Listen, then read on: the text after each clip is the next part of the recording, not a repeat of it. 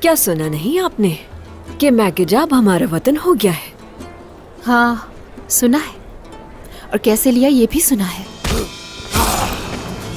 ہوشیار ہو جاؤ، حملہ ہوا ہے۔ احمد کو جس نے مارا ہے قاضی کو بھی اسی نے مارا ہے۔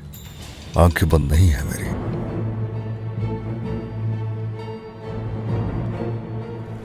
انہوں نے آپس میں ہمیں لڑوانے کے لیے شہزادے احمد کو بے دردی سے قتل کر دیا، اور اب تمہیں یہ فیصلہ کرنا ہے